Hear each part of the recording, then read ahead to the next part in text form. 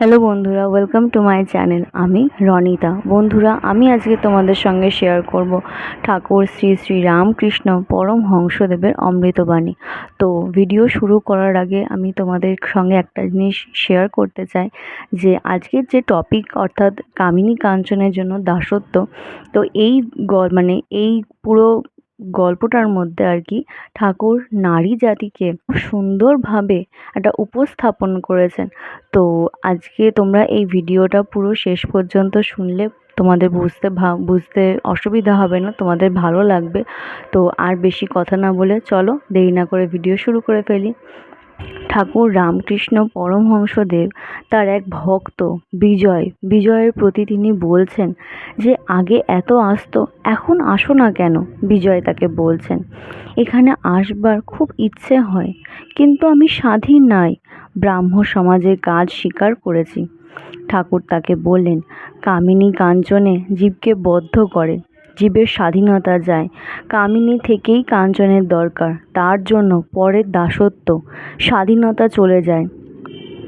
তোমার মনের মতো কাজ করতে পারো না। জয়পুরে গোবিন্দজির পূজারীরা প্রথম বিবাহ করে নাই, তখন খুব তেজস্বী ছিল। রাজা একবার ডেকে পাঠিয়েছিলেন, তারা যায় নাই, বলেছিল রাজাকে আসতে বলো। তারপর রাজা ও 5 জনে তাদের বিয়ে দিয়ে দিলেন। তখন রাজার সঙ্গে দেখা করবার জন্য আর কাহারও ডাকতে হলো না, নিজেই গিয়ে উপস্থিত। মহারাজ, আশীর্বাদ করতে এসেছি, এই নির্মাল্য এনেছি, ধারণ করুন। যে কাজেই আসতে হয়, আজ ঘর তুলতে হবে, আজ ছেলের অন্নপ্রাশন, আজ হাতে করি, এই সব। 1200 ন্যাড়া আর 1300 নেড়ি তার সাক্ষী উদম সারি। এ গল্পে তো জানো, নিত্যানন্দ গোস্বামীর ছেলে বীরভদ্রের 1300 ন্যাড়া শিষ্য ছিল। তারা যখন সিদ্ধ হয়ে গেল, তখন বীরভদ্রের বিয়ে হলো। তিনি ভাবতে লাগলেন, এরা সিদ্ধ হলো, লোককে যা বলবে তাই ফলবে, যে যেদিকে যাবে সেই দিকেই ভয়, কেননা লোক না জেনে যদি অপরাধ করে তাদের অনিষ্ট হবে। এই ভেবে বীরভদ্র তাদের বললেন, তোমার গঙ্গায় গিয়ে সন্ধ্যা আহ্নিক করে এসো। ন্যাড়াদের এত তেজ যে ধ্যান করতে করতেই সমাধি হলো। কখন জোয়ার মাথার ওপর দিয়ে চলে গেছে হুঁশ নাই, আবার ভাটা পড়েছে, তবু ধ্যান ভাঙে নাই।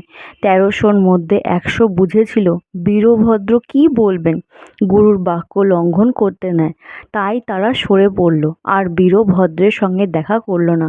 বাকি 1200 দেখা করল। বীরভদ্র বললেন, এই 1300 নেড়ি তোমাদের সেবা করবে, তোমরা এদের বিয়ে করো। ওরা বললে, যে আজ্ঞা, কিন্তু আমাদের মধ্যে 100 জন কোথায় চলে গেছে।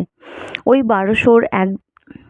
1200 এখন প্রত্যেকের সেবাদাসীর সঙ্গে থাকতে লাগলো। তখন আর সে তেজ নাই, সে তপস্যার বল নাই। মেয়ে মানুষ সঙ্গে থাকতে আর সে বল রইল না, কেননা সে সঙ্গে স্বাধীনতা লোপ পেয়ে যায়। ঠাকুর এবার বিজয়ের প্রতি উল্লেখ করে বললেন, তোমরা নিজে নিজে তো দেখছো পরের কর্ম স্বীকার করে কি হয়ে রয়েছে। আর দেখো, অত পাশ করা, অত ইংরাজি পড়া পণ্ডিত মনিবের চাকরি স্বীকার করে তাদের বুট জুতার গোজা দুবেলা খায়। এ কারণ কেবল কামিয়ে করে নদের হাট বসিয়ে আর হাট তোলবার জো নাই। তাই এত অপমান বোধ, অত দাসত্বের যন্ত্রণা। আজকের ভিডিওটা এই পর্যন্তই। তোমাদের আজকের ভিডিওটা কেমন লাগলো আমাকে অবশ্যই জানাবে। আর আমার ভিডিও তোমাদের ভালো লেগে থাকলে তাহলে অবশ্যই আমার চ্যানেল সাবস্ক্রাইব করবে, লাইক, শেয়ার আর কমেন্ট করতে ভুলবে না। দেখা হচ্ছে নেক্সট ভিডিওতে।